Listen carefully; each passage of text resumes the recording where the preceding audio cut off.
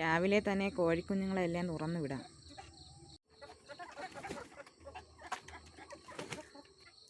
രാവിലെ പുട്ടും green peas കറി.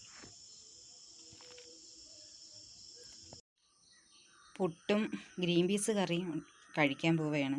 ഇന്ന് രാവിലെ എനിക്കകത്ത് താമസിച്ചു പോയി, അതുകൊണ്ടാണ് പെട്ടെന്ന് ഉണ്ടാക്കിയ കറിയാണ്.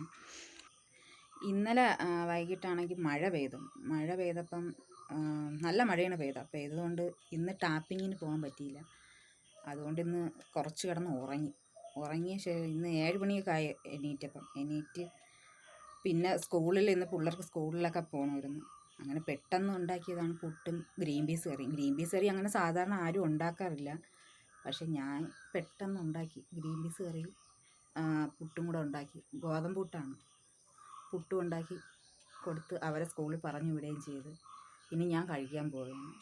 ഗ്രീൻ പീസ് കറിയും പുട്ടും കൊള്ളാം, നല്ല ടേസ്റ്റുണ്ട്, സൂപ്പർ. പെട്ടെന്ന് ഉണ്ടാക്കിയതാണ്.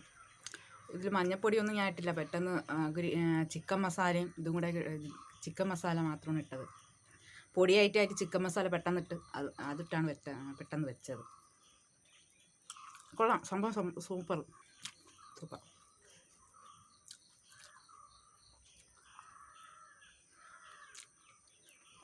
സാധനം. എല്ലാവരും ഉണ്ടാക്കി നോക്കണം കേട്ടോ. പുട്ടും ഗ്രീൻ പീസും. ഗോതമ്പ് പുട്ടാണ് ഉണ്ടാക്കിയത്.